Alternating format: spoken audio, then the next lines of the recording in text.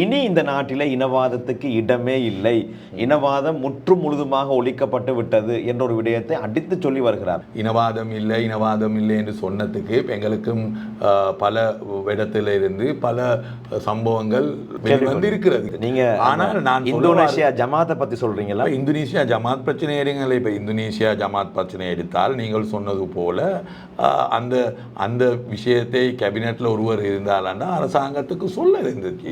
ஆனால் அரசாங்கத்துக்கு சொல்றதுக்கு யாரும் இருக்கவில்லை. இந்த பலஸ்தீன் சம்பந்தப்பட்ட அந்த ருஷ்டியை கைது செய்ய விஷயத்தையும் கூட கேபினெட்ல ஒருவர் இருந்திருந்தாலும் அவருக்கு சொல்ல இருந்து இந்த பாய் ஸ்டிக்கர் ஒன்று அடித்தது பலஸ்தீனுக்கு ஆதரவா, இஸ்ரேலுக்கு எதிரா. நாங்கள் தேர்தலுக்கு முன்னால இருந்த அன்ரகுமார திசாநாயக் அல்ல இப்போ இருக்கிறது. தேர்தலுக்கு முன்னால இருந்த ஜேவிபியுடைய கொள்கை அல்ல இப்போ இருக்கிறது. கேபினெட் அமைச்சர் தேவை. கேபினெட் தான் அரசாங்கத்தில் இருக்கக்கூடிய எக்ஸிகூட்டிவ் பவர். எக்ஸிகூட்டிவ் தமிழில் நாங்கள் சொல்றது அதிகாரப்பூர்வமான இடம் தான் கேபினெட். அந்த கேபினெட்ல எடுக்கக்கூடிய முடிவுகள் தான் பாராளுமன்ற மூலமா அமுல்படுத்துது. இன்னொரு விடயம் நீங்க சொன்னது போல இப்ப தகுதி இல்லை என்று சொன்னது, இப்ப நீங்க சொன்னது போல விஜித் ஐராத் அவர்கள் நானும் கண்ணன் கண்டியிலே சொன்னார்கள் அக்குறு நிலை வச்சு தகுதி இல்லைன்னு. இப்ப தகுதி இல்லாத ஆட்களை தேர்தலை நிறுத்தினது தாரு. அப்ப அவர்கள் தகுதி இல்லாத ஆட்களை தேர்தலை நிறுத்தி முஸ்லீம்களுக்கு வாக்களிக்க சொல்லி இப்ப அவர்கள் சொல்றது நியாயம் இல்லை, நீங்கள் வாக்களித்தீக்க எல்லாரையும் தகுதி இல்லைன்னு. அப்படின்னா அவர்கள் தகுதி உள்ளவர்களை நிறுத்த வேணும். சரி, இப்போ கொழும்பு மாவட்டத்தில் கேட்ட இந்த அவங்கள உறுப்பினர் டாக்டர் ரிஜிசாலி அவர்களே, அவருக்கு தகுதி இல்லைன்னு நீங்க நினைக்கிறீங்களா? பாராளுமன்றத்தில் இருக்கக்கூடிய சம்பிரதாயம் தான் அந்த சபாநாயக விளைவினா பிரதிநாம் சபாநாயகம் தான் சபாநாயக ஆக வேணும். ரைட்?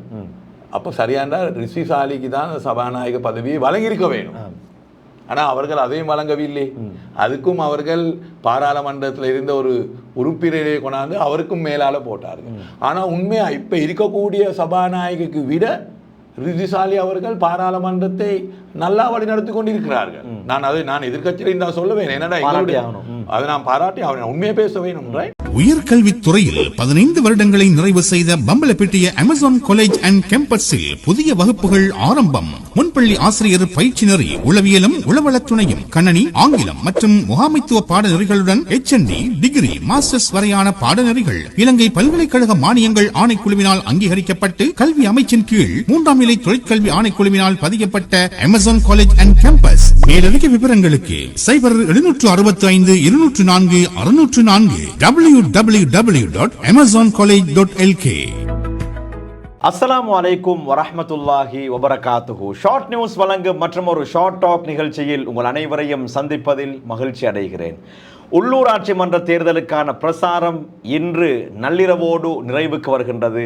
அந்த வகையிலே கடந்த பல நாட்களாக நாங்கள் பல வேட்பாளர்களை அழைத்து வந்திருந்தோம், பல கட்சிகளை சார்ந்தவர்களையும் அழைத்து வந்திருந்தோம். அவர்களுடைய எதிர்கால திட்டம் சம்பந்தமாக எல்லாம் கலந்துரையாடி இருந்தோம்.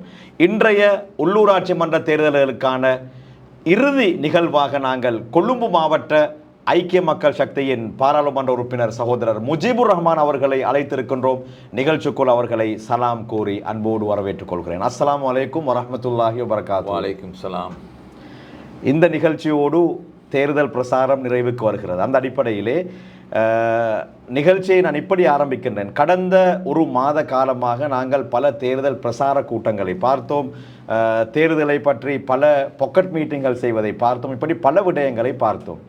உங்களிடத்திலே நான் கேட்பது, கடந்த மே 1ஆம் திகதி காலி முகத்திடலிலே கால்ஃபேஸிலே நடைபெற்ற தேசிய மக்கள் சக்தியின் மே கூட்டத்தை பார்த்து கலங்கி போய்விட்டீர்களா என்பதுதான் என்னுடைய முதலாவது கேள்வி. நன்றி இந்த உங்களோட ப்ரோக்ராமுக்கு அழைப்பு தந்ததுக்கு. முதலாவது விடயம்தான் இந்த ஜேவிபி அவர்கள் மே தினம் அவர்கள் எந்த வருடத்தும் அவர்கள் எதிர்கட்சியில் இருந்தாலும் ஆளும் கட்சியில் இருந்தாலும் அவர்களுடைய மே தினம்தான் எல்லா மே தினத்துக்கும் விட கூடுதலான மக்கள் வந்து கலந்து கொள்வது. இனி அது ஒரு புது விஷயம் ஒன்றல்ல. அரசாங்கம் வந்தாலும் அவர்களுடைய இந்த சனம் வந்திருக்கும்.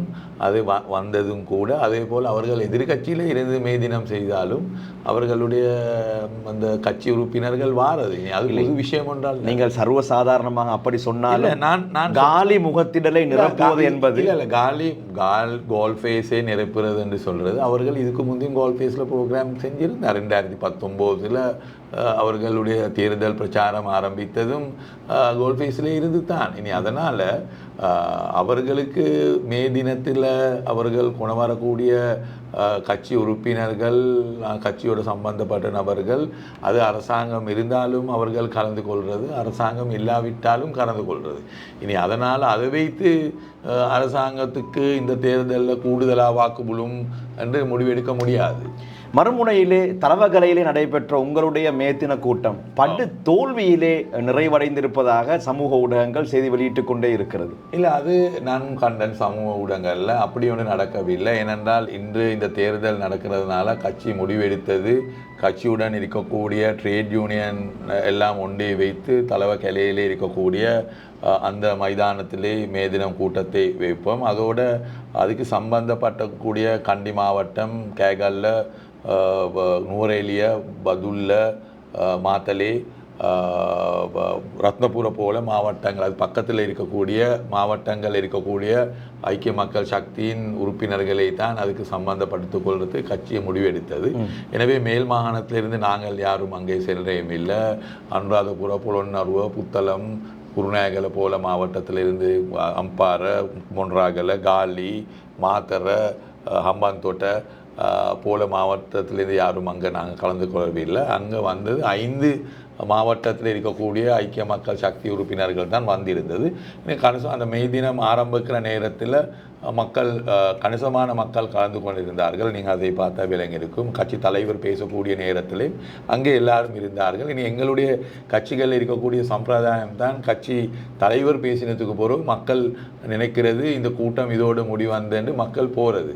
இனி கட்சி தலைவருடைய பேச்சுக்கு பிறகு அன்னைக்கு மக்கள் கூடுதலான மக்கள் மறுவலும் அவர்கள் போயிட்டார்கள். இனி அந்த ஃபோட்டோஸோல பிடிச்சி அந்த வீடியோ கிளிப்பை பிடிச்சி போடுறது ஐக்கிய மக்களுடைய சக்தியின் மைதினம் அது சரியான முறையிலே நடக்கவில்லை என்று இனி அப்படி சோஷியல் மீடியாவில் எங்களுக்கு எதிரான இருக்கக்கூடிய நபர்களுடைய ஒரு கேம்பெயின் இருக்கிறது.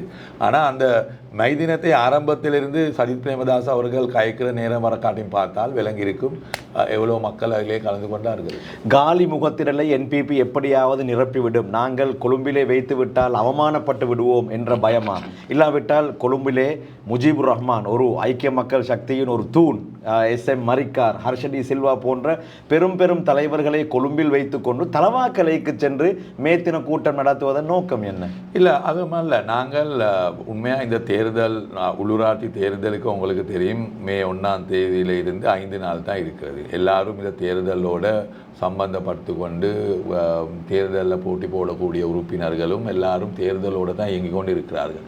அதனால தான் கட்சி, இந்த ட்ரேட் யூனியன்கள், மலையத்தில் இருக்கக்கூடிய கட்சிக்கு சம்பந்தப்பட்ட, அதே போல் ஐக்கிய மக்கள் முன்னணியில் இருக்கக்கூடிய திகம்பரம் அவர்கள், மனோ கணேசன், ராதாகிருஷ்ணன் அவர்களுடைய ட்ரேட் யூனியன்களும் இருக்கிறது. எல்லாருடைய அந்த பேச்சுவார்த்தையிலே முடிவு இருந்தது. நாங்கள் இந்த தடவை எங்களுடைய மைதினத்தை தலவகலையிலே அங்கே இருக்கக்கூடிய தோட்ட தொழிலாளர்களோடு அந்த மைதினத்தை செய்வோம் என்று அந்த முடிவெடுத்து தான் நான் அங்கே போனது. அப்படி இல்லாவிட்டால் கொழும்பில் இது செய்ய இயலாத ஒரு பிரச்சனை ஒன்றுமே இல்லை. ஏனென்றால் கொழும்பில் உங்களுக்கு தெரியும், கொழும்புல பிரச்சனை ஒன்று அப்படி ஒன்றும் இல்லை. கட்சிக்குள் ஏதாவது பிளவுகள் இந்த உள்ளூராட்சி மன்ற தேர்தலுடைய பிரசார காலங்களில் நடைபெற்றதாக சமூக வலைத்தளங்களிலே சொல்லப்படுகிறது. சஜித் பிரேமதாசவுடைய தலைமைத்துவத்திற்கு பலரும் அதிருப்தி சொல்லி வருவதாகவும் பலரும் அதிருப்தியோடு இருப்பதாகவும் சமூக வலைத்தளங்களிலே ஆங்காங்கே செய்திகளை பார்க்கின்றோம். உண்மையா?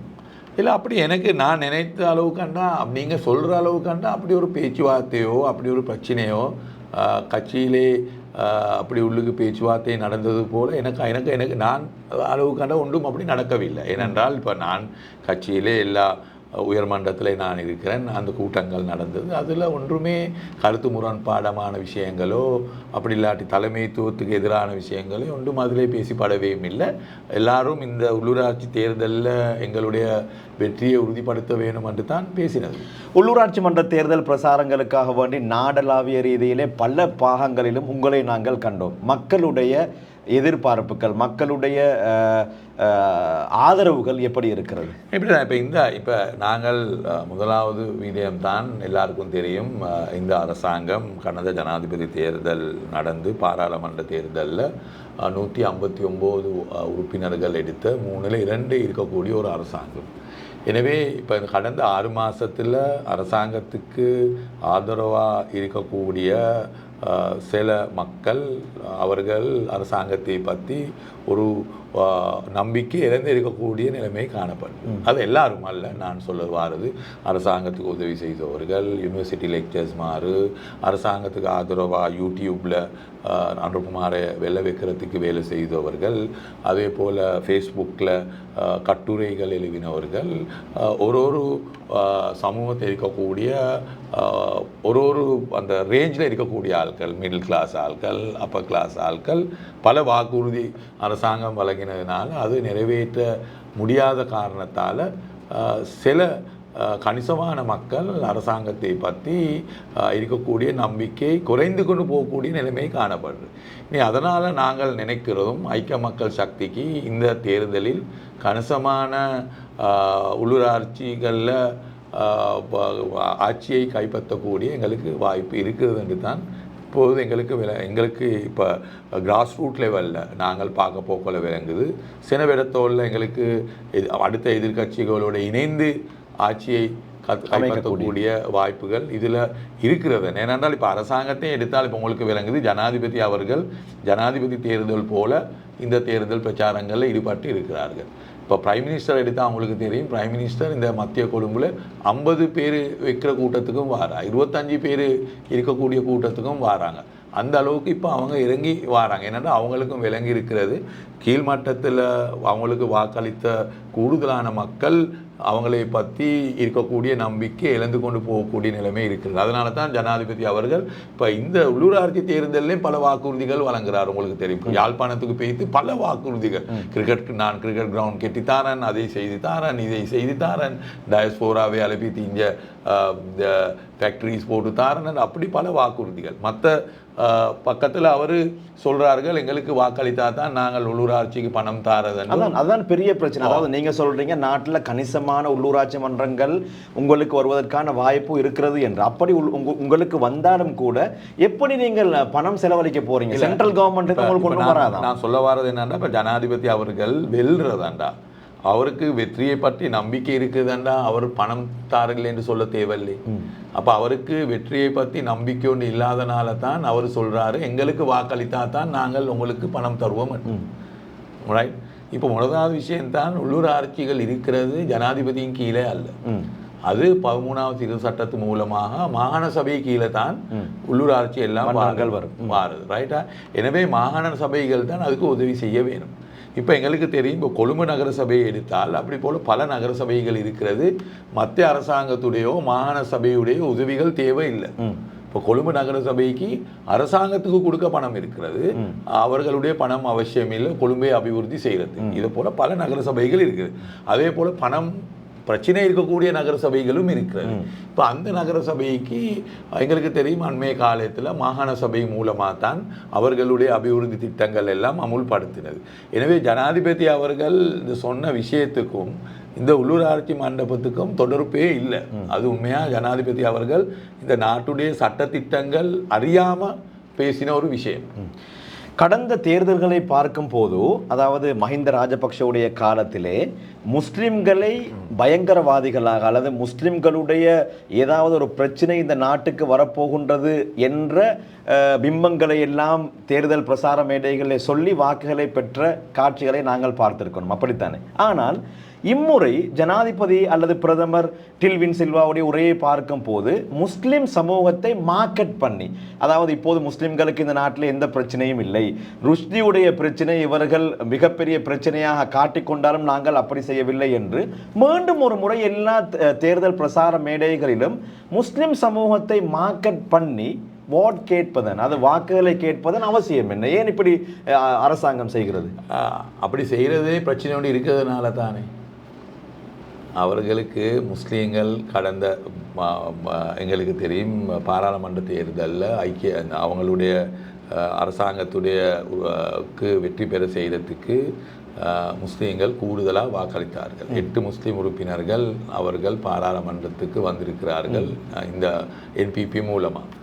எனவே இப்போது கடந்த காலத்தில் நடந்த பல சம்பவங்கள்னால முஸ்லீம்கள் மத்தியிலேயும் இவர்களை பற்றி இருந்த ஒரு நம்பிக்கையை குறையக்கூடிய ஒரு நிலைமை காணப்படுறது. ஏனென்றால் இப்போ அவர்களுக்கு வாக்களித்த நிறைய மக்கள் பெண்களோட கருக்கிறார்கள், பேசுகிறார்கள், இவர்களுடைய சில நடவடிக்கையை பற்றி சந்தேகங்கள் இருக்கிறது.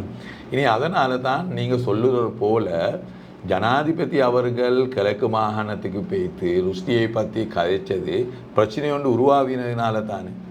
அரசாங்கம் அவரை கைது செய்து ஜனாதிபதி அவர்கள் 90 நாள் அவரை வைத்து கொள்றதுக்கு சைன் பண்ணி பிரச்சனையை வந்ததுக்கு பிறகு அதுக்கு எதிரான குரல் எழுப்பினதுனால தான் ஜனாதிபதி அவர்கள் அவரை விட்டது. அது சும்மா விடவில்லை, அவர்களுக்கு நிர்பந்தமோடு தான் அவரை விட்டிருக்கிறது. இனி அந்த பிரச்சனை முஸ்லீம் சமூகத்துள்ளால் அது பிரச்சனையாக வந்ததுக்கு பிறகு தான் ஜனாதிபதி அவர்கள் கூட இதே பேசக்கூடிய நிலைமை வந்தது.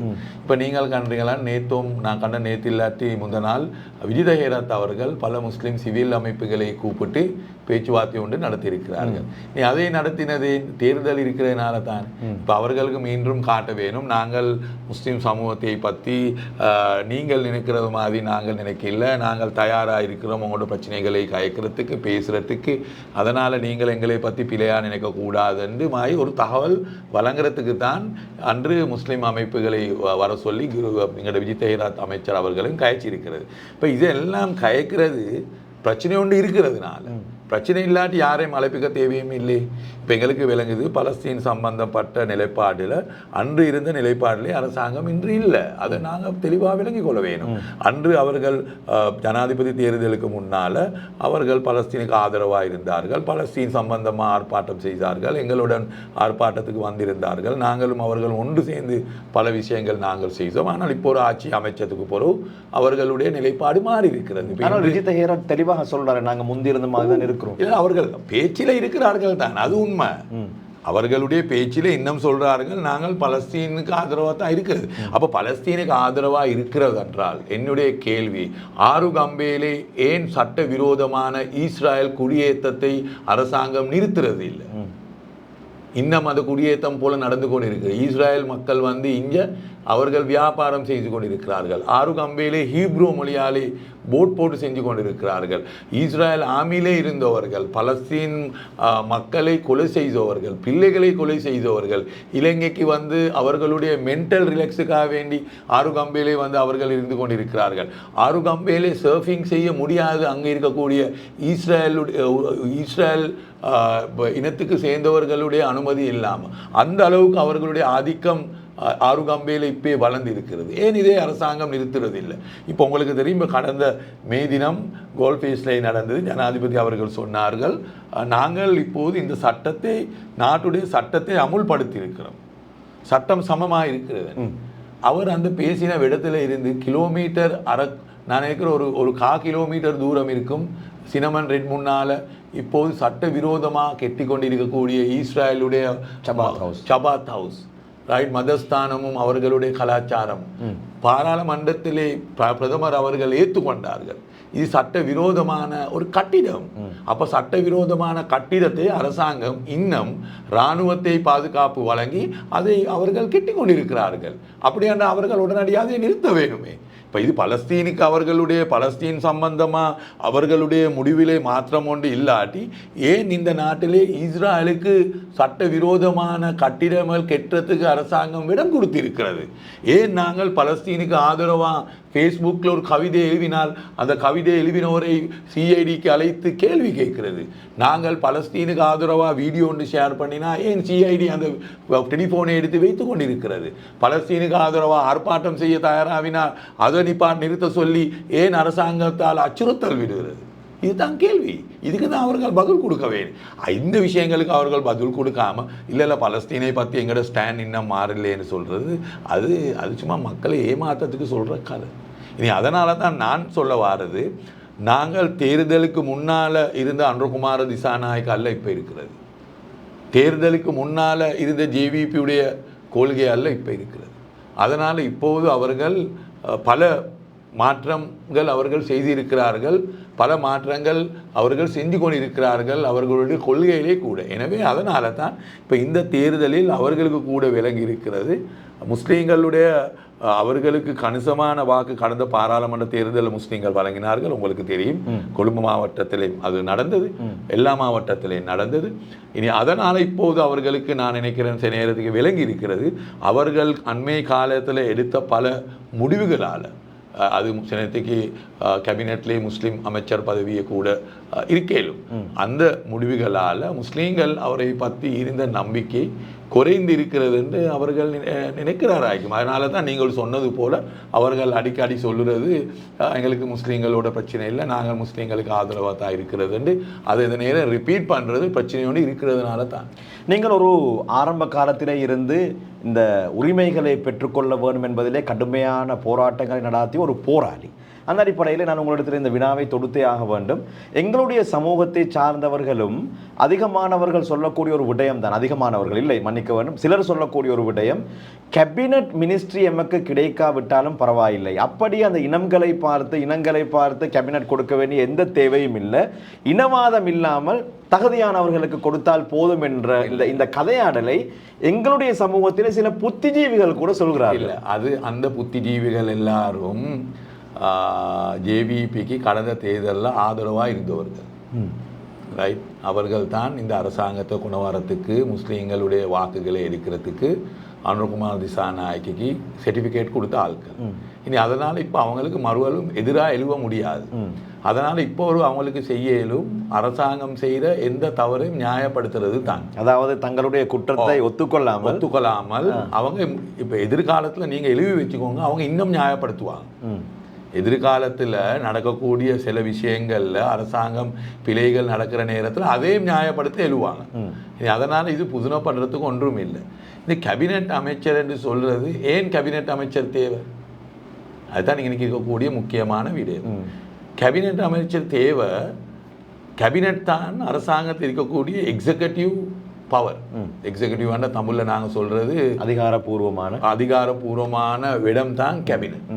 அந்த கேபினெட்டில் எடுக்கக்கூடிய முடிவுகள் தான் பாராளுமன்றம் மூலமாக அமுல்படுத்துது, ரைட்? கேபினெட்டில் எடுக்கிற முடிவை தான் பாராளுமன்றத்துக்கு குணமாகுது, அதுதான் பாராளுமன்றம் மூலமாக அதை அமுல்படுத்துறது.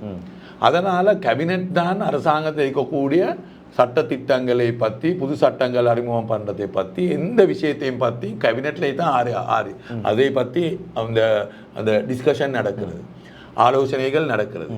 அதனால் அந்த ஆலோசனை நடக்கிற இடத்துல எல்லா இனங்களுடைய பிரதிநிதித்துவம் அதிலே இருக்க வேணும். அது ஏன் இருக்க வேணும் என்றால் அதில் பல சட்டத்திட்டங்கள் மாற்றங்கள் நடக்கிற நேரத்தில் அந்த சட்டத்தை பற்றி, அவர்கள் குணவாரத்தை பற்றி எங்களுடைய சமூகத்துக்கு அது பாதகமா இல்லையா என்று அதை பற்றி ஆலோசனை செய்கிறதுக்கு அன்னைக்கு ஒரு உறுப்பினர் இருக்க வேணும், ரைட்? இனி மற்றது கேபினெட்டில் வந்து கொண்டு உடனடியாக போன சீரிக்கு அந்த கேபினெட் ப்ரொபோசல் தாரது இல்லை. 2 கிழமைக்கு முன்னால், இப்போ நாளை அடுத்த கிழமைக்கு வர இருக்கக்கூடிய கேபினெட்டுக்கு இருக்கக்கூடிய ப்ரொபோசலை 2 கிழமைக்கு முன்னால் அந்த ப்ரொபோசலை எல்லா அமைச்சருக்கும் கொடுக்கறது. அப்போ அந்த அமைச்சர்கள் எல்லாம் அதை பற்றி ஆலோசனை செய்துட்டு தான் வந்து தன்னுடைய கருத்தை கேபினெட்லேயே அறிவிக்கிறது. நீ அதனால் கேபினெட் என்று சொல்கிறது அரசாங்கத்துடைய முடிவுகள் எடுக்கக்கூடிய முக்கியமான இடம். அந்த இடத்துல ஒரு இனத்துக்கு எல்லா இனத்துக்கும் சேர்ந்தவர்கள் அதிலே இருக்க வேணும். அது இனவாதம் அல்ல. இப்போ நான் சொல்ல வாரது என்னென்றால் இன்னொரு விடயம் நீங்கள் சொன்னது போல இப்போ தகுதி இல்லைன்னு சொன்னது. இப்போ நீங்கள் சொன்னது போல விஜித் ஐயராத் அவர்கள் நானும் கண்ணன் கண்டியிலே சொன்னார்கள் அக்குறு நிலை வச்சு தகுதி இல்லைன்னு. இப்போ தகுதி இல்லாத ஆட்களை தேர்தலை நிறுத்தினது தாரு யார் நிறுத்தினது? அவர்கள் தான் நிறுத்தினது. அப்போ அவர்கள் தகுதி இல்லாத ஆட்களை தேர்தலை நிறுத்தி முஸ்லீம்களுக்கு வாக்களிக்க சொல்லி இப்போ அவர்கள் சொல்றது நியாயம் இல்லை, நீங்கள் வாக்களித்தீக்க எல்லாரையும் தகுதி இல்லைன்னு. அப்படின்னா அவர்கள் தகுதி உள்ளவர்களை நிறுத்த வேணும். இப்போ அவர்கள் தேசிய பட்டியலில் ஒருவரை எடுத்தார் தானே. இப்போ அந்த தேசிய பட்டியலை தேசிய பட்டியலே தகுதி உள்ளவரை எடுத்து அவரே கேபினெட்டில் உள்வாங்க இருந்தது. அப்படியான இப்போ வெற்றி வந்தவங்களுக்கு தகுதி இல்லாட்டி தகுதி உள்ள ஒருத்தரை தேசிய பற்றி மூலமாக எடுக்க எடுத்து இப்போ அவரை போட்டு இருக்கிறாங்க அந்த கான்ஸ்டியூஷனல் கவுன்சிலுக்கு. அப்போ கான்ஸ்டியூஷனல் கவுன்சிலுக்கு போடுறதுக்கு விட முக்கியம் கேபினெட்டில் இருக்க வேணும். ஏனென்றால் இந்த இலங்கை அரசியல் வரலாறுலே கேபினெட் ஒருவர் இல்லாவது முதல் தடவை தான் இது. கோட்டாபய ராஜபக்ச அவர்களுக்கு முஸ்லீம்கள் வாக்களிக்கவில்லை, எல்லாரும் வாக்களித்தது சஜித் பிரேமதாஸ் அவர்கள். ஆனால் கோட்டாபய ராஜபக்ச அவர்கள் கேபினெட்டுக்கு தேசிய பட்டியலில் இருந்து அலி ஷப்ரி அவர்களை நியமித்தார்கள். ரைட், அது ஏன் சொன்னதுன்னா உலகத்துக்கு மட்டுமல்ல அந்தந்த சமூக விடயங்கள் வந்தால் கேபினெட்லேயே ஒருவர் இருக்க வேணும், அதே கேட்கறதுக்கு. இப்போ இது கேட்கறது ஒரு இனவாதம் என்று சொல்றதுல ஒரு நியாயம் இல்லை. அப்படியாண்டா அவர்களுடைய பெரும்பான்மை சமூகத்துடைய 99 பேரை போட்டதில் என்ன நியாயம் இருக்கிறது? இப்போ கேபினெட்டில் 21 பேர் இருக்கிறாங்க, ரைட். அப்போ அந்த 21 பேரில் 99 விதமான ஆட்கள் பெரும்பான்மை சமூகத்துக்கு சேர்ந்தவர்கள். அப்போ அது நியாயமா? அப்படி என்றால் இப்போ நான் உங்களுக்கு அது நியாயமா? அடுத்தது தான் அப்படி என்றால் அவர்கள் சொல்ல வேணும். இப்போ இப்போ அடுத்தது தான் இந்த கேபினெட்டில் இருக்கக்கூடிய கூடுதலான நபர்கள் எல்லாரும் முதலாவது தடவை பாராளுமன்றத்துக்கு வந்தவர்கள். அதாவது கேபினெட்ல இல்ல, பாராளுமன்றத்துக்கு வந்தது முதலாவது தடவை. 2 பேரை 3 பேரை தவிர, ரைட், எனக்கு தெரிஞ்ச அளவுக்கு 2 பேரை 3 பேரை தவிர மற்ற எல்லாரும் பாராளுமன்றத்துக்கு வந்ததே முதல் தடவை. அப்ப அவர்களுக்கு என்ன அனுபவம் இருக்கிறது? அவர்களுக்கு என்ன தகுதி இருக்கிறது? சரி, இப்ப கொழும்பு மாவட்டத்தில் கேட்ட அவங்கள உறுப்பினர் டாக்டர் ரிஜிசாலி அவர்களே, அவருக்கு தகுதி இல்லைன்னு நீங்க நினைக்கிறீங்களா? நீங்க நினைக்கிறீங்களா அவருக்கு தகுதின்னு? நான் உங்களுக்கு ஒன்று சொல்றேன். அவருக்கு வழங்கின பதவி சபாநாயகர், ரைட். சபாநாயகர் இருந்தாரே ரங்மலை என்று, அவருடைய டாக்டரேட்டை பற்றி பிரச்சனை ஒன்று வந்தது. அந்த டாக்டரேட் அவருக்கு இல்லையான்னு தெரிய வந்ததுக்கு பிறகு அவரை ராஜினாமா செய்ய வைத்தாங்க. பாராளுமன்றத்தில் இருக்கக்கூடிய சம்பிரதாயம் தான் அந்த சபாநாயக விளைவினா சபாநாயகம் தான் சபாநாயக ஆக வேணும், ரைட். அப்போ சரியான ரிஷிசாலிக்கு தான் சபாநாயக பதவியை வழங்கியிருக்க வேணும். ஆனால் அவர்கள் அதையும் வழங்கவில்லை. அதுக்கும் அவர்கள் பாராளுமன்றத்தில் இருந்த ஒரு உறுப்பினரை கொண்டாந்து அவருக்கும் மேலால போட்டார்கள். ஆனால் உண்மையா இப்போ இருக்கக்கூடிய சபாநாயகருக்கு விட ரிஜிசாலி அவர்கள் பாராளுமன்றத்தை நல்லா வழி நடத்தி கொண்டிருக்கிறார்கள். நான் எதிர்கட்சியில் தான் சொல்லுவேன், என்னடா அதை நான் பாராட்டி அவன் உண்மையை பேச வேணும், ரைட். இப்போ எங்களுடைய பாராளுமன்றத்தில் இருக்கக்கூடிய கூடுதலான எதிர்கட்சியில் இருக்கக்கூடிய உறுப்பினர்கள் எனக்கு தெரியும் எங்களுடைய கட்சிக்கு சேர்ந்தவர்கள் மட்டுமல்ல, மற்ற கட்சிகள் கூட எனக்கு தனிப்பட்ட ரீதியாக சொல்வார்கள், மச்சான் உலகைக்கு நான் உதட கரணுமா, இந்த உங்களோட ஆள் நல்லா செய்கிறாரு, பக்க பேர் இல்லாம அந்த சுவாதீனமா எல்லாருக்கும் சமமா அவர் செய்கிறாருன்னு பாராளுமன்றத்தில் இருக்கக்கூடிய எங்களுடைய எதிர்கட்சியில் இருக்கக்கூடிய உறுப்பினர்கள் பாராட்டுறாங்க, ரைட். உண்மையா இப்ப இருக்கக்கூடிய சபாநாயகருக்கு விட அவருக்கு தகுதி இருக்கிறது. அவருக்கு 3 மொழியும் அவருக்கு தெரியும். அப்ப அப்படி இருந்தும் குறைந்தது சபாநாயக பதவியை கூட சரி வழங்கவில்லை. அதுக்கு என்ன கொடுக்குற பதில்? அப்ப அது செய்யறதுக்கும் அவருக்கு தகுதி இல்லையா? இது பொய். இது எங்களுடைய மக்களுக்கு இன்னும் போக ஜேவிபியுடைய இரட்டை வேஷம் விளங்க வரும். இது ஒரு ஆரம்பம். ஜனாதிபதி தேர்தல் காலங்களிலே செல்லக்கூடிய எல்லா மேடைகளிலும் சொன்ன ஒரு விடயம்தான், இனி இந்த நாட்டிலே இனவாதத்துக்கு இடமே இல்லை, இனவாதம் முற்றும் முழுதுமாக ஒழிக்கப்பட்டு விட்டது என்ற ஒரு விடயத்தை அடித்து சொல்லி வருகிறார். மக்களும் அவருக்கு அதிகமான ஆதரவை அந்த இனவாதம் இல்லை என்பதற்காக வேண்டி வழங்கி கொண்டே இருக்கிறார்கள். பாராளுமன்ற உறுப்பினர்கள், அதாவது என்பிபி முஸ்லிம் பாராளுமன்ற உறுப்பினர்கள் கூட நோன்பு பெருநாளைக்கு பின்னால் பாராளுமன்றத்திலே வந்து பல விடயங்களை சொன்னார்கள். அதில் அதிகமானவர்கள் சொன்ன விடயம்தான், நீண்ட நாட்களுக்கு பின்னால் நிம்மதியாக நோன்பு நோற்றோம், நிம்மதியாக பெருநாள் கொண்டாடினோம் என்ற விடயத்தை அடிக்கடி சொல்வதை நாங்கள் பார்க்கின்றோம். எனவே இனவாதம் இல்லாமலாக்கப்பட்டிருக்கின்றது, முஸ்லிம்கள் நிம்மதியாக இருக்கின்றார்கள் என்ற அடிப்படையிலே முஸ்லிம்கள் மீண்டும் ஒரு முறை என்பிபிக்கு வாக்களிப்பதில் என்ன தவறு இருக்கிறது? இல்லை, இப்படிதான். இப்போ முஸ்லீம்கள் வாக்களிக்கிறது ஒரே காரணம் இனவாதம் மற்றும் அல்ல, பொருளாதார ரீதியாக பிரச்சனைகள் இருக்கிறது, ஊழல் சம்பந்தப்பட்ட பிரச்சனைகள் இருக்கிறது, அதையெல்லாம் பார்த்து தானே மக்கள் வாக்களிக்கிறது. எனவே அரசாங்கம் இனவாதம் இல்லை என்று சொன்னதுக்கு எங்களுக்கும் பல இடத்துல இருந்து பல சம்பவங்கள் வந்து இருக்கிறது, கேள்விப்பட்டிருக்கிறது, இனவாத சம்பந்தப்பட்ட சம்பவங்கள். ஆனால் அது அரசாங்கமோ இந்த போலீஸோ அது சம்பந்தமாக நடவடிக்கை எடுத்தது என்று எங்களுக்கு அதை பற்றி கேள்விப்படவும் இல்லை. நாங்கள் அதை இன்னும் பெரிசா வெளியே கொண்டு வரவில்லை. என்னன்னு எங்களுக்கும் அவசியம் ஒன்றும் இல்லை அப்படி பிரச்சனைகளை கிளப்பிக் கொள்றது. நீங்க ஆனால் நான் இந்தோனேஷியா ஜமாத்தை பற்றி சொல்றீங்களா? இந்தோனேஷியா ஜமாத் பிரச்சனை எடுங்களே. இப்போ இந்தோனேஷியா ஜமாத் பிரச்சனை எடுத்தால் நீங்கள் சொன்னது போல அந்த அந்த விஷயத்தை கேபினெட்ல ஒருவர் இருந்தாலன்னா அரசாங்கத்துக்கு சொல்ல இருந்துச்சு. ஆனால் அரசாங்கத்துக்கு சொல்றதுக்கு யாரும் இருக்கவில்லை. இந்த பலஸ்தீன் சம்பந்தப்பட்ட அந்த ருஷ்டியை கைது செய்ய விஷயத்தையும் கூட கேபினெட்ல ஒருவர் இருந்திருந்தாலன்னா அவருக்கு சொல்ல இருந்து, இந்த பாய் ஸ்டிக்கர் ஒன்று அடித்தது பலஸ்தீனுக்கு ஆதரவா, இஸ்ரேலுக்கு எதிரா. இப்போ நான் சொல்ல வர்றது என்னதுன்னா, அப்படி பல சம்பவங்கள் இன்னும் இந்த நாட்டில் நடந்து கொண்டு இருக்கிறது. அது மறைமுகமாக இப்போ நீங்கள் நடத்தீங்களான்னா, அன்று இந்த கொழும்புலே நடந்த ஒரு சம்பவம், அது தனிப்பட்ட சம்பவங்கள் தான். அதே போல் கண்டிலே நடந்த ஒரு சம்பவம் தனிப்பட்ட சம்பவங்களாக இருந்தாலும் போலீஸாருடைய அதிகாரத்தை மீறி சில சக்திகள் வந்து அங்கே வேலை செய்து இருக்கிறார்கள். ஆனால் போலீஸார்கள் அவர்களுக்கு இன்னும் எதிராக நடவடிக்கை எடுக்கவில்லை.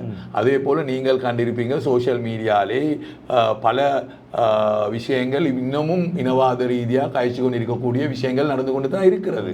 அண்மையிலேயும் ஒரு பிக்ஷு அவர்கள் நீங்கள் பார்த்திருப்பீர்கள், ஒருவருடைய மரணம் சம்பந்தமாக மிக பலாங்கூட மிக அவருடைய அபாண்டமான போய் இனவாதத்தை தூண்டுறதுக்கு சமூகம் இடையிலே பிரச்சனைகளை உருவாக்கக்கூடிய பேச்சை பேசினார்கள். இனி அது சம்பந்தமாகவும் கூட இன்னும் போலீஸார்களோ சிஐடியோ அவரை அழைத்து ஒரு கேள்வியும் இல்லை அந்த சம்பவங்கள் இருக்கிறது. இப்போ இனவாதம் இல்லை என்று சொல்றது வந்து கொண்டு இந்த இனங்களுடைய பிரச்சனைகள் இருக்கிறது, அந்த பிரச்சனைகளையும் தீர்க்க வேணும். இப்போ உதாரணத்துக்கு இப்போ நீங்கள் அவர்கள் சொல்கிறது தான் கேபினட் அமைச்சர் தேவையில்லை, நாங்கள் இருக்கிறோம், உங்களோட பிரச்சனையை பேசி. இலங்கையில் இருக்கக்கூடிய மிகப்பெரிய முஸ்லீம் கட்சி என்பிபி தான். ரைட், நாங்கள் இருக்கிறோம். அதல்ல தீர்வு. இந்த நாட்டில் எல்லா இனங்களுக்கும் ஒரு அடையாளம் இருக்கிறது. ரைட், அந்த இனத்துடைய அடையாளத்துக்கு நாங்கள் ரெஸ்பெக்ட் பண்ண வேணும். ரைட்டா? அதே போல் இனங்களுடைய பல பிரச்சனைகள் இருக்கிறது. ரைட், அந்த பிரச்சனைகளுக்கு தீர்வு காண வேணும். ரைட், அந்த பிரச்சனைகள் என்னான்னு அவர்கள் அடையாளம் கண்டு அதுக்கு தீர்வு காண வேணும். அதோட அந்தந்த இனத்துக்கு வழங்கக்கூடிய ரெஸ்பெக்டை அவர்களை அரசாங்கத்தில் கொடுக்கக்கூடிய விடங்கள் அதை கொடுக்க வேணும். அப்படி இல்லாவிட்டால் நாங்கள் இனவாதத்துக்கு இடம் கொடுக்கறது இல்லை, இனவாதத்துக்கு இடம் கொடுக்கறது இல்லைன்னு மட்டும் சொன்னதுக்கு இனவாதம் இல்லாமல் போகிறது இல்லை. அதான் நான் சொல்ல வந்தது. இனி அதனால் அவர்களுக்கு நான் நினைக்கிறேன் எதிர்காலத்தில் என்பிபிக்கு இது சம்பந்தமாக செய்யக்கூடிய நிறைய வேலை திட்டங்கள் இருக்கிறது. இப்போ அடுத்தது தான் இந்த நாட்டில் இனப்பிரச்சனைக்கு அதிகாரத்தை பரவலாக்குறது. இப்போ அது சம்பந்தமாக அவர்கள் ஒன்றுமே பேசுகிறாரு இல்லை, அது சம்பந்தமாக மௌனமாக இருக்கிறார்கள். எனவே இப்போ இந்த தேர்தலுக்கு போகிறோம் அந்த விஷயங்கள் எங்கள் முன்னால் வரும். இனி அதுக்கு அரசாங்கம் கொடுக்கக்கூடிய பதிலோடு தான் இந்த நாட்டுடைய சிறுபான்மை மக்கள் எதிர்காலத்தில் தொடர்ந்து இவர்களோடு இருக்கிறதா இல்லையாண்டு அந்த வரக்கூடிய பதிலோடு தான் முடிவெடுப்பார்கள். அண்மைய நாட்களாக இந்த அரசாங்கமும் ஏனைய அரசாங்கங்களை போன்று அடக்குமுறைகளை செய்ய ஆரம்பித்திருப்பதாக ஒரு குற்றச்சாட்டு சமூக வலைத்தளங்களில் வைரலாக பரவி வருகின்றது. குறிப்பாக பெரும்பான்மை ஊடகங்களும் கூட தங்களுடைய அதிருப்தியினை வெளிப்படுத்தி இருந்தது. மிக அண்மையிலே கேபினட் ஊடக பேச்சாளர் டாக்டர் நலிந்த ஜெயதிஸ ஒரு விடயத்தை சொல்லியிருந்தார். அதாவது இந்த ஊடகவியலாளர் சந்திப்புக்கு வருவதாக இருந்தால் ஐடென்டி கார்டு தேவை, அதாவது செயலகத்தினால் வெளியிடப்படக்கூடிய ஐடென்டி கார்டு இல்லாமல் இந்த கேபினட் பிரஸுக்கு வர முடியாது என்ற ஒரு விடயத்தை சொல்லியிருந்தார். எனவே ஊடகவியலாளர்கள் பலரும் தங்களுடைய அதிருப்தினை வெளிப்படுத்தியிருந்தார்கள். குறிப்பாக மீடியாக்களை ஊடகங்களை அடக்குவதற்கு தயாராகிறார்கள் என்ற ஒரு குற்றச்சாட்டு நீங்கள் எப்படி பார்க்கிறீர்கள்? நீங்கள் தான் பதில் சொல்லணும். இல்லை, ஒரு பாராளுமன்ற உறுப்பினராக, ஒரு போராளியாக. இல்லை, நீங்கள் சொன்னது போல் அது உண்மையாக நானும் அந்த நியூஸை கண்டேன். ஏனென்றால் இப்போது எங்களுக்கு விளங்குது, இப்போ அரசாங்கம் அவர்களுக்கு இந்த மீடியாவை கண்ட்ரோல் பண்ணிக்கொள்ள ஒரு தேவை இருக்கிறது. ஏனென்றால் கடந்த காலத்தில் அரசாங்கத்துக்கு சார்பாக இருந்த நிறைய யூடியூப் சேனல் எல்லாம் அரசாங்கத்தை விமர்சனம் செய்கிறதுக்கு ஆரம்பித்து இருக்கிறார்கள். இனி அதனால் அவர்கள் நினைக்கிறார்கள் இதை ஒரு கண்ட்ரோலுக்கு கொணவர இல்லாட்டி எதிர்காலத்துக்கு அவர்களுக்கு எதிராக இந்த கேம்பெயின் போகும். அதே போல் இப்போ நீங்களும் நான் கண்டேன் பல தடவை அந்த அமைச்சருடைய மீடியா பிரீஃபிங்கு போனால் நீங்களும் அடிக்கடி கேள்வி கேட்குறீங்க.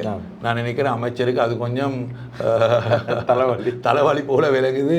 நீங்கள் கேட்குற கேள்விகளுக்கு சில கேள்விக்கு அவருக்கு பதில் கொடுக்க இயலாத நிலைமைக்கு அவர் தள்ளப்பட்டு இருக்கிறார் நான் கண்டேன்.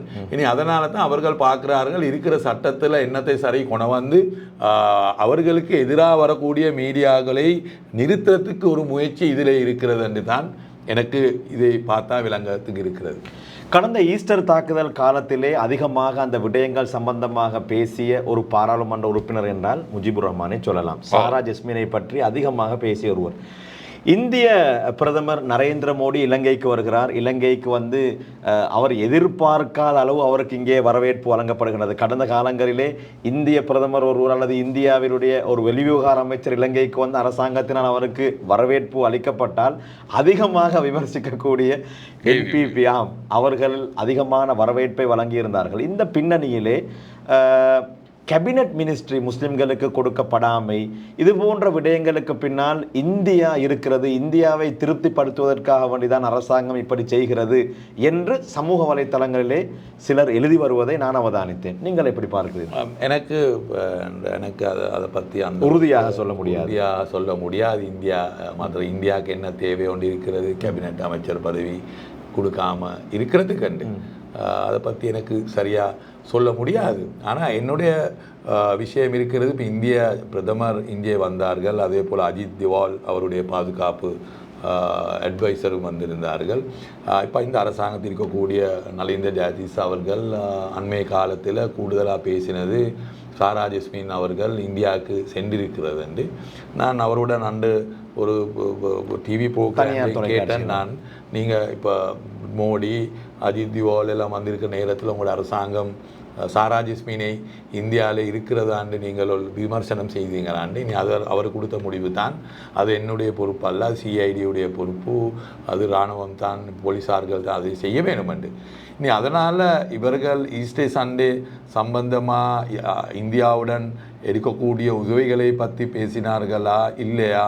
மற்ற அபுஹின் இருந்தது இந்தியாவில், அவர் இந்த ஈஸ்டர் சண்டே குண்டு வெடிப்பில் முக்கியமான ஒரு நபர், அபுஹிந்தன்னு சொல்லக்கூடியவர். ஏன்னா அவரோட தான் சஹரான் அடிக்கடி பேசியிருக்கிறது என்று அவருடைய மனைவி கமிஷனிலே கூட கூறியிருந்தார்கள். அபுஹிந்தை கண்டுபிடிக்கக்கூடிய வேலை திட்டங்களை பற்றி இவர்கள் கழிச்சார்களா, அதை பற்றி என்ன கழிச்சார்கள்னு எங்களுக்கு தெரியாது. அது மட்டுமல்ல, இப்போ இந்தியாவுடன் இவர்கள் 7 ஒப்பந்தங்கள் செய்திருக்கிறார்கள். அதிலே முக்கியமான ஒரு ஒப்பந்தம் தான் பாதுகாப்பு சம்பந்தப்பட்ட ஒப்பந்தம். இனி அந்த ஒப்பந்தமும் இன்னும் அரசாங்கம், இந்த 7 ஒப்பந்தங்களும் அரசாங்கம் யாருக்கும் இன்னும் வெளியிடவில்லை. அதை மறைத்து கொண்டு இருக்கிறார்கள். நாங்கள் அதை கேட்டாலும் சொல்கிறார்கள் நீங்கள் RTI போட்டு அதை கேளுங்கள் என்று. ஆனால் அண்மைய காலத்தில் இருந்த அரசாங்கம் இந்தியாவுடன் பல ஒப்பந்தங்கள் செய்கிற நேரத்தில் இவர்கள் எதிர்கட்சியிலே இருந்து கொண்டு ஆர்ப்பாட்டங்கள் செய்தார்கள், பிளப்பாளி போனார்கள்.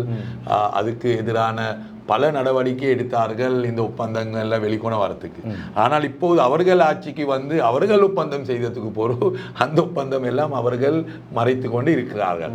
எனவே அதனால அந்த ஒப்பந்தங்கள் உண்மையா அரசாங்கத்துடைய பொறுப்பு, அதை மக்களுக்கு காட்ட வேணும்.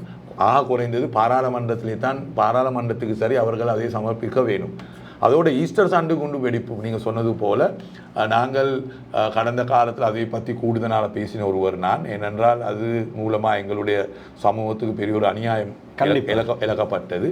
அதனால் இது பின்னாலே இருக்கக்கூடிய நபர்களே கண்டுபிடிக்கக்கூடிய பொறுப்பு அது கிறிஸ்தவ சமூகங்களுக்கு மட்டுமல்ல, அது எங்களுக்கும் இருக்கிறது. அது அதாவது ஃபாதர் அந்த கார்டினல் அவர்களுக்கு மட்டுமல்ல, அது முஸ்லிம் சமூகத்துக்கும் அந்த பொறுப்பு இருக்கிறது. அந்த பொறுப்பு எனக்கு இருக்கிறதுனால தான் அதை பற்றி தொடர்ந்து நான் பேசிக்கொண்டு இருக்கிறது. ஆனால் இப்போ எனக்கு விளங்குது, அரசாங்கம் ஜனாதிபதி அவர்கள் தேர்தல் காலத்தில் இதை பற்றி பல தடவை சொன்னார்கள். 21ஆம் தேதி இதை பற்றி ஒரு புது தகவலை அவர்கள் வழங்குகிறது. ஆனால் அவர்கள் ஒன்றுமே வழங்கவில்லை.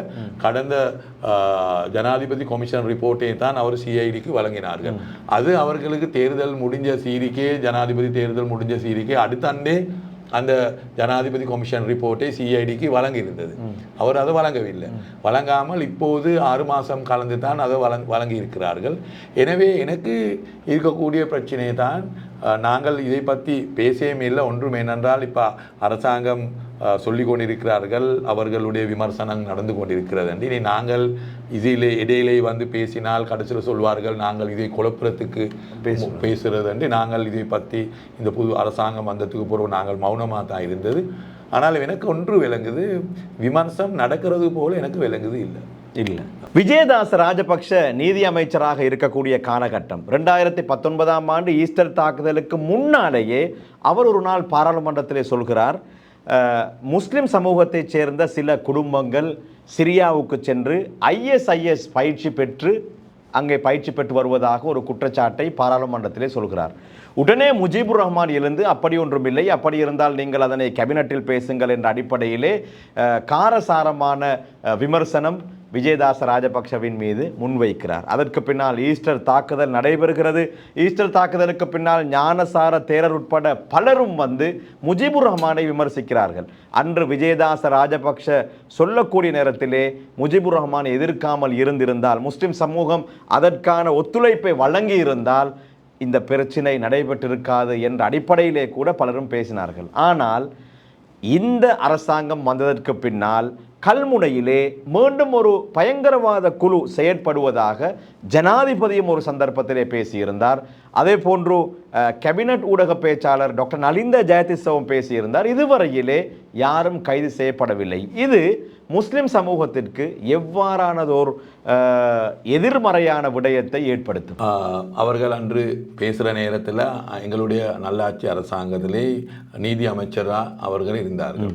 எனவே நாங்கள் அவர்களுக்கு கூறினது, நீங்கள் நீதி அமைச்சராக இருந்து கொண்டு இந்த மாதிரி விடயங்கள் இருக்கிறதென்றால் இது பாராளுமன்றத்திலே அல்ல, நீங்கள் கேபினெட்லே இதை கலைக்க வேணும். உண்மையிலே அன்றைய நாளில் உங்களுக்கு அது பற்றி அறிவு இல்லாமல் நீங்கள் பேசின ஒரு நான் சொல்லவில்லை. அவர்களுக்கு எந்த நேரமும் எல்லா சமூகத்திலையும் அந்த தீவிரவாதிகள் இருக்கிறார்கள். அது எல்லா சமூகத்திலையும் இருக்கிறார்கள். எங்களுடைய சமூகத்திலே தீவிரவாதிகள் இல்லைன்னு நான் சொல்லவில்லை. நான் சொன்னது, இப்போ நீங்கள் சொல்லக்கூடிய விஷயங்கள் இப்படி இருக்கிறதென்றால் இதை நீங்கள் பாராளுமன்றத்திலே அல்லே பேச வேணும், நீங்கள் கேபினெட்லேயே பேச வேணும், ஜனாதிபதியுடன் பேச வேணும், போலீஸ் சம்பந்தப்பட்ட அமைச்சருடைய பேசி அவர்களை கைது செய்யக்கூடிய நடவடிக்கைகள் எடுக்க வேணும் என்று தான் எங்களுடைய கருத்தாக இருந்தது.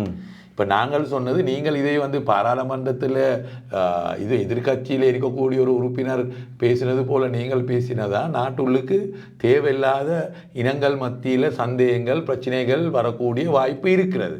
அப்போ அந்த காரணத்திலே தான் நாங்கள் அவருக்கு சொன்னது, நீங்கள் ஒரு பொறுப்பில் இருக்கக்கூடிய ஒரு அமைச்சர், நீங்கள் எதிர்கட்சி ஒரு உறுப்பினர் அல்ல, நீங்கள் அப்படியானா அந்த பொறுப்பு இருக்கக்கூடிய ஒரு அமைச்சர் பேசக்கூடிய மாதிரி பேச வேணும் அன்று தான் எங்களுடைய வேண்டுகோள் இருந்தது. அப்படி இல்லாவிட்டால் நாங்கள் எந்த நேரத்திலையும் சொல்லவில்லை இல்லை இல்லை இல்லை எங்களுடைய சமூகத்துடைய உள்ளுக்கு தீவிரவாதிகள் இல்லை, பயங்கரவாதிகள் இல்லை, அப்படி ஒரு கருத்தை நாங்கள் அதிலே கூறவில்லை. அப்போ நான் இப்பயும் கூட சொல்லுறது, இப்போ ஜனாதிபதி அவர்கள் நீங்கள் சொன்னது போல கல்முனையை நோக்கி அவருடைய கிழக்கு மாகாண தேர்தல் பிரச்சாரத்திலேயும் அவர்களும் சொல்லியிருந்தார்கள்.